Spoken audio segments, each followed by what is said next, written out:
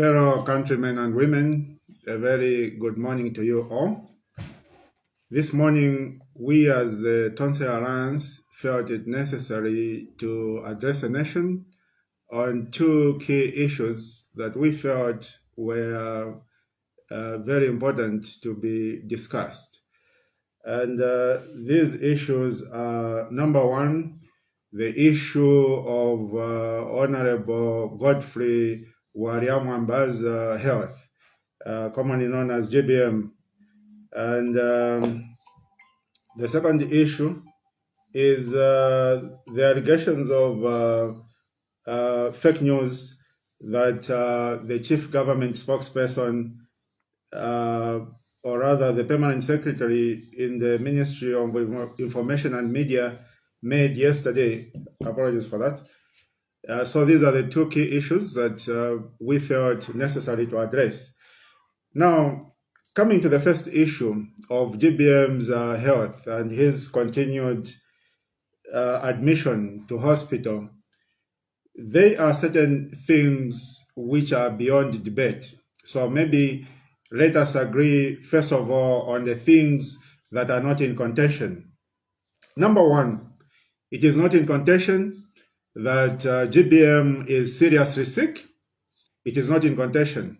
Both ourselves as opposition, as well as the government, are in agreement that Honorable GBM is very, very sick. And the second issue is that the sickness of Honorable GBM is something that has been in the public domain for a very long period of time now. And this has allowed us, as the public and as opposition, to get an insight on what the medical issues are. So, when you look at GBM's ailment, it is in public record that a number of experts, and the majority of those experts, if not all of them, were government medical officers. A number of experts analyzed Honorable GBM's health, and this panel of experts determined that Honorable GBM needed to go out of the country, either in South Africa or India, to be treated for his ailment. That, again, countrymen and women, is not in contention. It is an agreed position. Additionally, it is an agreed position that both the family of GBM as well as the government are of the view that GBM needs to be evacuated as soon as possible. The only thing that has been hindering GBM's evacuation, according to government officials, including the Minister of Home Affairs and Internal Security, are the logistics of how to evacuate him. The logistics of how he is going to be accommodated at a foreign hospital, given the fact that he is a convicted person and that there might be need to provide security by the Zambia Correctional Services wherever he might be admitted. That is the technicality, countrymen and women. That is the logistical technicality that has so far to date prevented Honorable GBM from being evacuated to a hospital out of the country. Now, given this background, given the fact that the whole country knows that the ailment or the medical situation of GBM is something that cannot be treated in the country, and that even government itself admitted that he needs to be evacuated. Even the courts of law agreed that GBM needs to be evacuated. The only thing remaining is the logistical hurdle of how to evacuate him, how to provide that medical attention out of the country while being guarded by the officers from Zambia Correctional Services. Given that background, countrymen and women, when the permanent secretary in the Ministry of Information and Media came on a press briefing yesterday and told us that GBM is okay, that GBM was even smiling, he was even laughing, for some of us, we find that not believable, because we know that GBM's medical condition is something that local medical experts have failed to address here. And it is something that for a prolonged period of time, local medical experts have agreed that it can only be resolved if he receives specialist medical treatment out of the country. And it is a fact, countrymen and women, that GBM has so far not received that specialist medical treatment. So how possible is it that the person who was critically ill not so long ago and who needed to be evacuated by agreement of local medical experts suddenly became okay, suddenly became well, to the extent that he was even smiling, according to the permanent secretary in the Information and Media Ministry during his press briefing yesterday? We find that unbelievable from our standpoint as Tonsearans.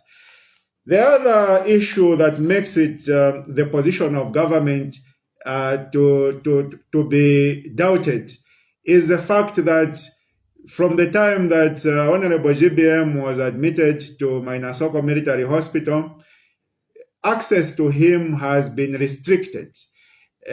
When I go there to try and visit him, I'm not allowed. Even members of his family, among members of his family, there are certain people who are not allowed. The number of people who are allowed to see Honorable GBM is very, very small.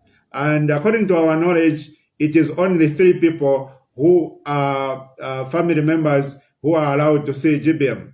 So the question is, if GBM is doing well, and according to the PS in the Ministry of Information and Media, he was even smiling yesterday, why are they restricting visitation?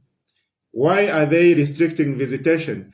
Why can't we go and visit GBM so that we see for ourselves that GBM is actually doing very well and that GBM is actually smiling? That's a question that we have for the government. Additionally, the question is, why, if GBM is doing so well, why can't GBM be put on camera so that he greets the nation, he greets the people out there, so that we can see for ourselves that GBM is doing fine? Why are they hiding GBM in a military health facility at Mainasoko and restricting access of him being visited? Because, countrymen and women, the fact that Honorable GBM was convicted of an offense and sentenced to a term of imprisonment of 5 years does not mean that his access to visitation is restricted.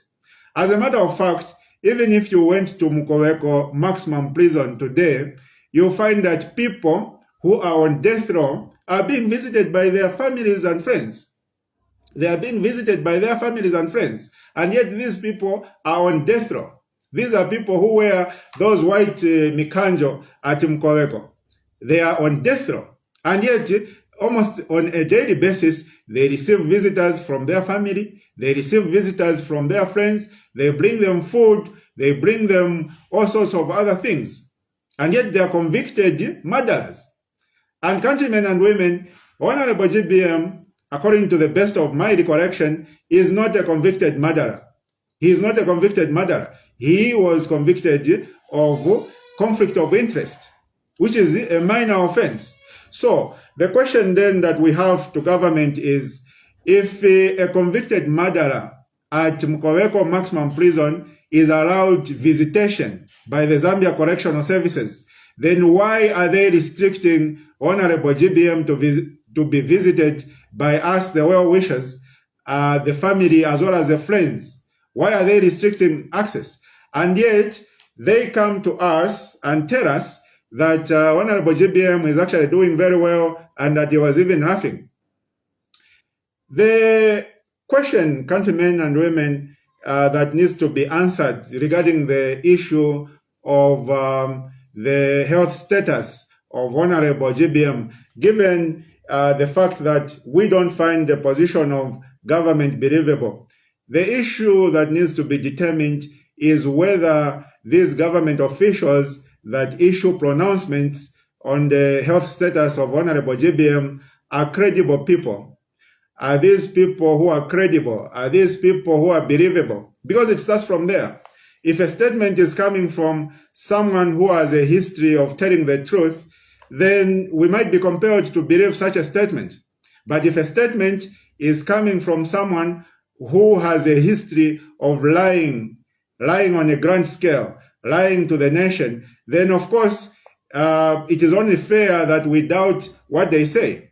So let us look at the issue of the credibility of these government officials that have been making pronouncements on the health status of Honorable GBM. And that, countrymen and women, will lead us into the second portion of this press briefing, which is the issue of fake news. Because as we talk about the credibility of these government officials, it is intertwined with the issue of fake news. Talking about fake news, countrymen and women, we heard the statements, the threats, and the warnings which the permanent secretary in the Ministry of Information and Media made yesterday afternoon regarding the issue of fake news and the narrative that the opposition are the ones who are in the business of peddling fake news. Countrymen and women, before we address the specific allegations made by the PS yesterday, allow me to delve onto this issue of fake news, the background to this issue of fake news a little bit. When you look at the actions of government in a lot of ways, from a lot of standpoints, you'll see that government is trying to drive a narrative that them as government say the truth, whereas the opposition say lies. They give fake news. And this is a very false narrative, which is meant to undermine the opposition in general and reduce the credibility of the opposition in the eyes of the Zambian people. But the good thing about the times in which we live is that we live in times whereby the people, the masses, do not need to rely on specific news outlets such as ZNBC or Daily Mail and so on and so forth for them to determine what is the truth. They can ascertain what is the truth and make a determination by themselves. When you look at the actions of government so far, let's say we talk about the issue of social media pages, Facebook pages. As in any society, whether you go to the US or you go to the UK, you are going to find that society is divided into various political affiliations. There are those in the UK who believe in the Labour Party and those who believe in the Conservatives. And when you go to the social media, that is reflected in the debates and the analysis that are done on different social media pages. They reflect the political dynamics of the particular country. Similarly, if you go to the US, you find that there are people who believe in the Republican Party, and they are hardcore supporters of President Donald Trump. And then there are people who see themselves as supporters of the Democratic Party. And within the Democratic Party, there again, you find other segments of those who consider themselves progressives, whereas you've got the other component on the other part. These people are debating frequently, they are arguing frequently on national issues, and when you go on their social media, this is reflected by the pages, social media pages, whether it is on Twitter, which is now X, or on Facebook, these arguments take place. Now, when you come to Zambia, countrymen and women, we have the government of the day in office, the UPND government, and then you have the opposition, which is ourselves, Tonse Alliance, as well as other opposition groupings which are there. Now, this is in our society. When you go on social media, Facebook, for instance, you'll find that time and again, there would be prominent pages which support the opposition position on issues. And then there are pages which support the government position on issues. Pages which support the UPND government's position on issues include the Zambia Watchdog, it includes the Causeway, it includes Zambia Bulletin, it includes Zambia Accurate Information, News Here 2, and so on and so forth. They have a right to advocate for who they believe in. And in this instance, they believe in the UPND and their government. And then every now and then you would have pages which would tour the opposition position on issues. And these pages included Mnyaule, they included Zambia Whistleblower, and so on and so forth. Now, when you look at government reaction to our social media, you'll find that whenever a page comes up which supports the opposition position on issues, whether it is the constitution amendment or anything to that effect, the government and the Zambia police will move quickly to arrest the people behind that page, to arrest anyone and victimize them. They will detain them without taking them to court, and so on and so forth. Basically harass those who are running pages which are affiliated to the opposition. And on the other hand, and this has happened to Zambia Whistleblower, it has happened to Mnyaule. Mnyaule has since been closed, and Zambia Whistleblower is not as vibrant as it used to be, because the people who were deemed to be behind it are being harassed and they are being paraded in the courts. They are being detained by the police. On the other hand, you have the pages which have been supporting the UPND and its government, Cosway, Zambia Watchdog, Zambia Bulletin, and so on and so forth. These are still vibrant and they are still running with no one disturbing them, with the police not knocking on their doors. And a question arises to say, why is there this selective application of the law? Is it that the pages, the social media pages that are associated to the opposition, they break the law compared to pages which are associated to the UPND government? Is that the case? Do we have a situation where one grouping of social media pages break the law and therefore the police need to deal with them? Or is it a case of selection application of justice? Countrymen and women, I have a very specific example here to illustrate that, as a matter of fact, these UPND media aligned pages break the law and they defame people and they insult people more than the opposition aligned pages as and when they exist. I'll give you an example of a publication which is on the Zambia Watchdog page, and this publication was made yesterday. The headline of this article on the Zambia Watchdog page reads, "Plot to incite civil unrest uncovered. Civil society leaders, political operatives linked to the scheme." And this article, which is on the Zambia Watchdog page, proceeds to name a number of people as being responsible for coming up with a cartel to destabilize government and bring about violent protests. That is equivalent, countrymen and women, to trying to topple the government. And that is equivalent to treason or a serious offense related to that. So if the Zambia Watchdog has this information, why didn't they report this information to the police? Why are they publishing this information and alarming the nation? Because this is equivalent to alarming the nation. But not only that, it is also equivalent to defaming and criminal libel to the individuals who are mentioned here. So if you allow me, I'll just list some of the individuals that were listed in this article, which is on the Zambia Watchdog page.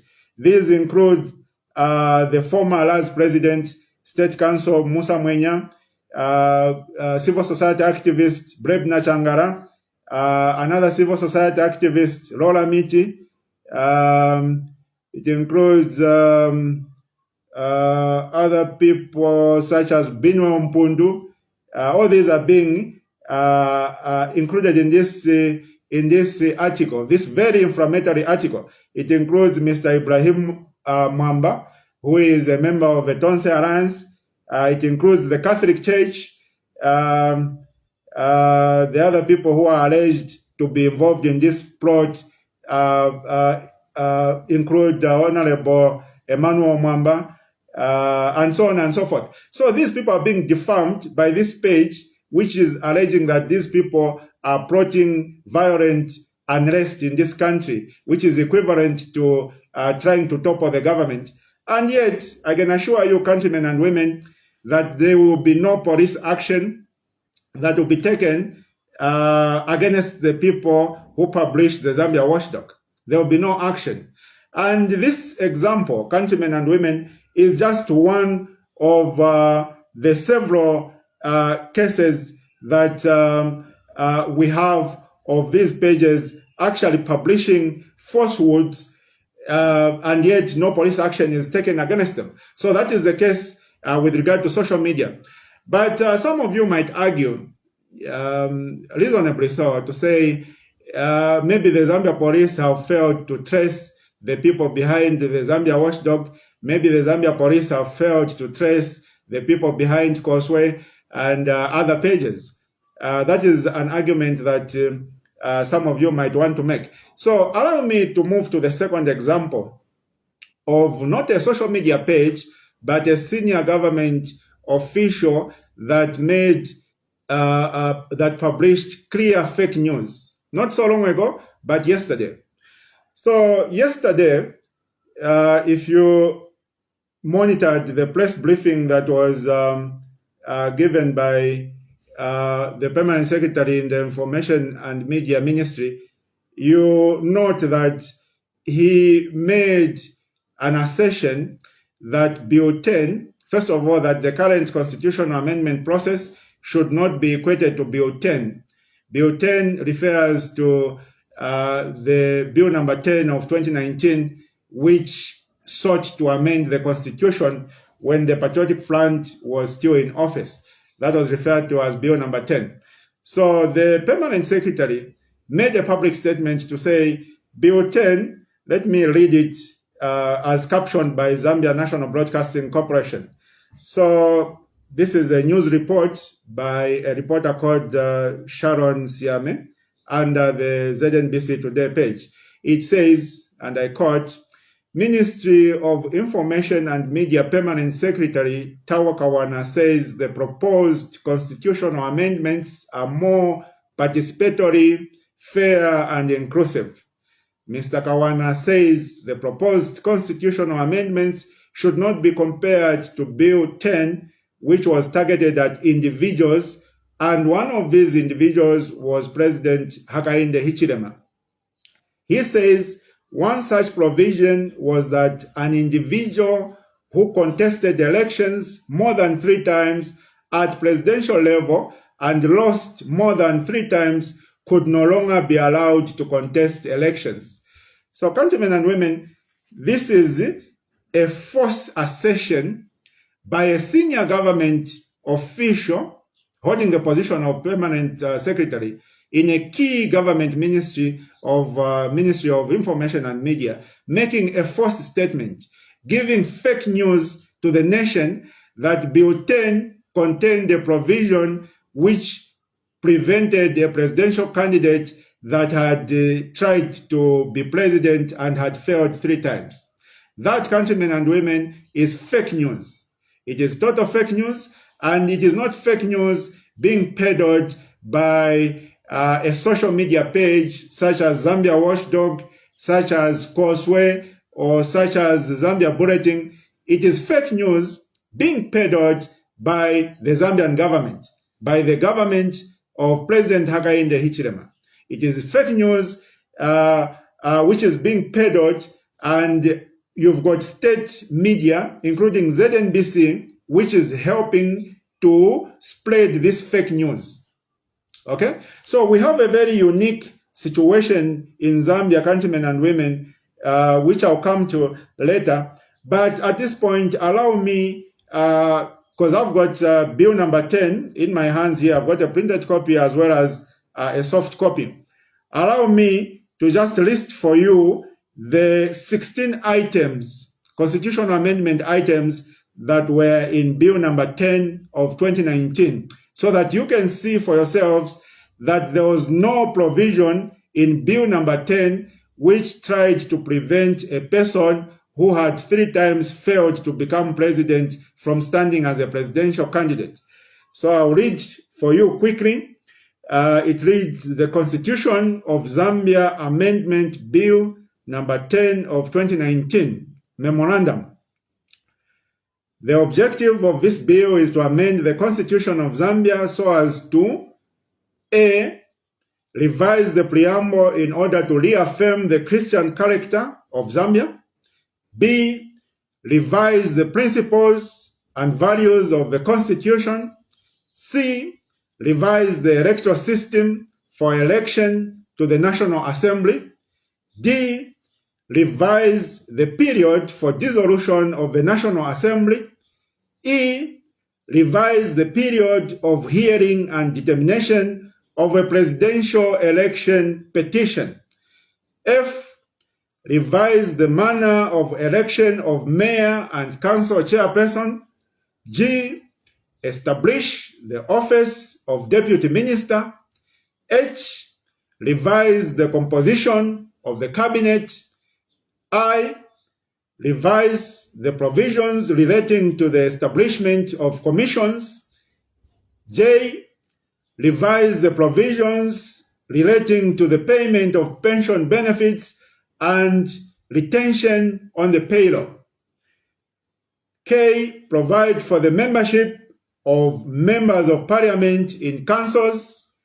L, establish the Drug Enforcement Commission as the Anti-Drugs Economic and Financial Crimes Agency and redefine its functions as a national security service.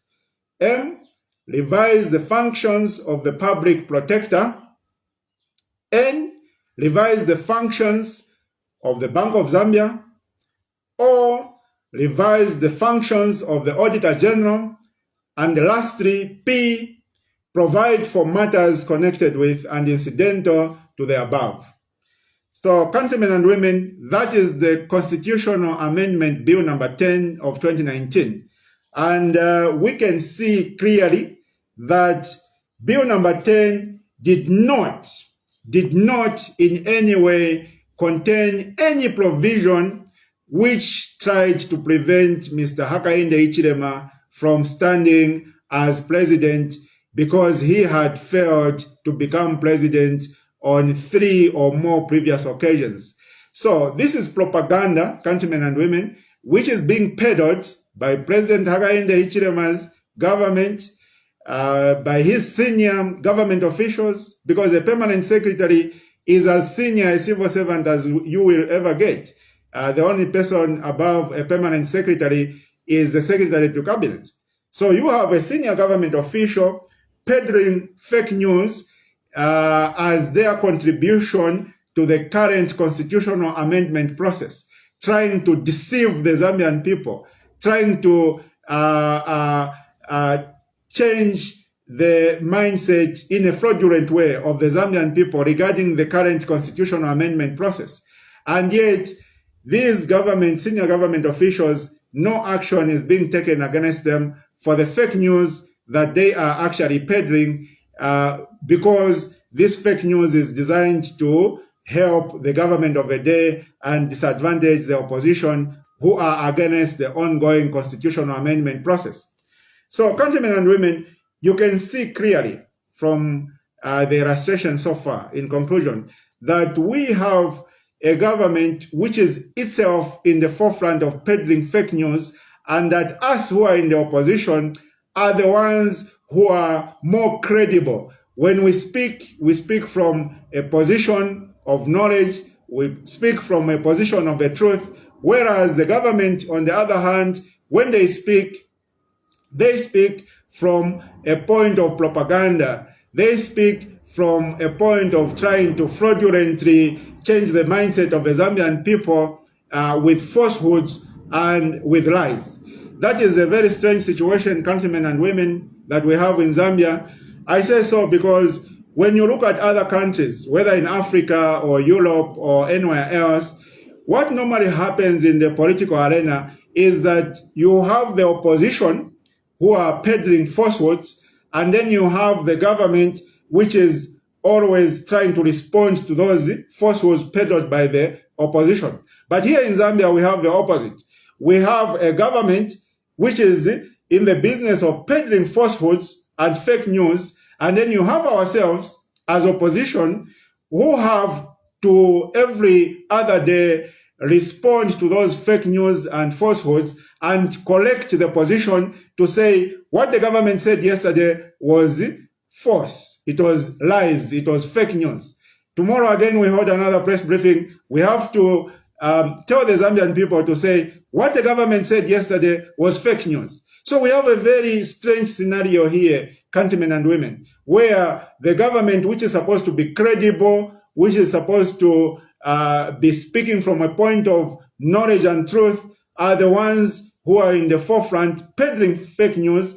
And then us who are in opposition are the ones who always have to inform the Zambian people that your government is peddling fake news, that your permanent secretary yesterday, when he said there was a provision to prevent Hakainde Hichilema from standing, he was not saying the truth. It was fake news, and that there was no such provision in Bill number 10 of 2019.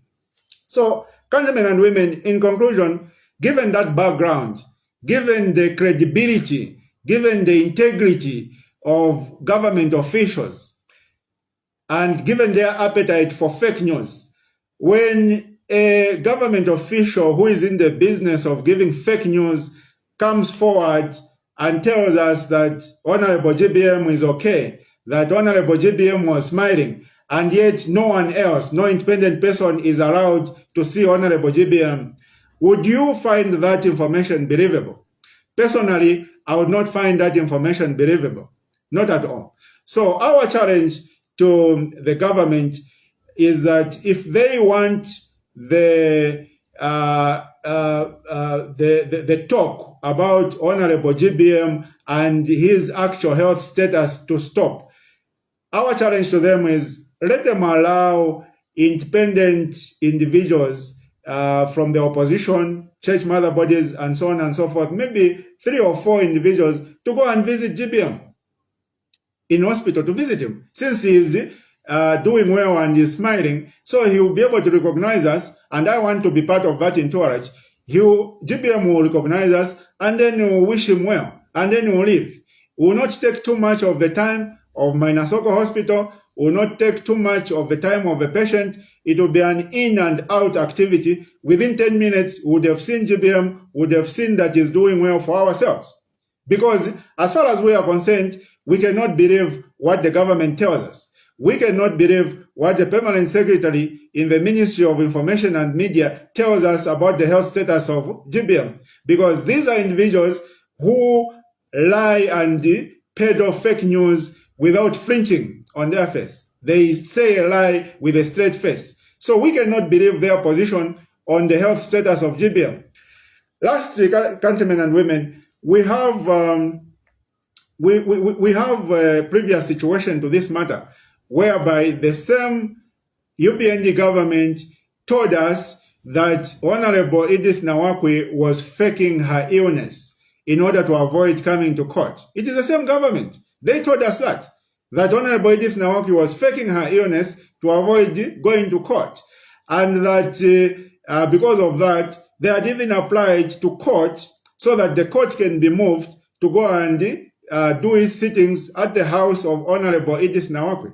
The same UPND government. That is what their attitude was towards another opposition leader, Edith Nawakwi, and her health. So we are talking about something that happened in the past few weeks regarding to Honorable Edith Nawakwi, where the UPND government had no regard regarding the health of this opposition leader. And today, the permanent secretary wants to tell us that GBM is okay. How can we find that believable when the same government lied when they said Nawakwi was faking her illness? How can we believe their new attitude towards the health status of GBM? So countrymen and women, whichever angle you look at the issue of the health of GBM, 2 things stand out. What the government tells us about what his health status is not believable. It is not believable if what the doctors have recommended is not actually provided to him. Regarding the logistical hurdle which is there to say, since GBM is a convict, the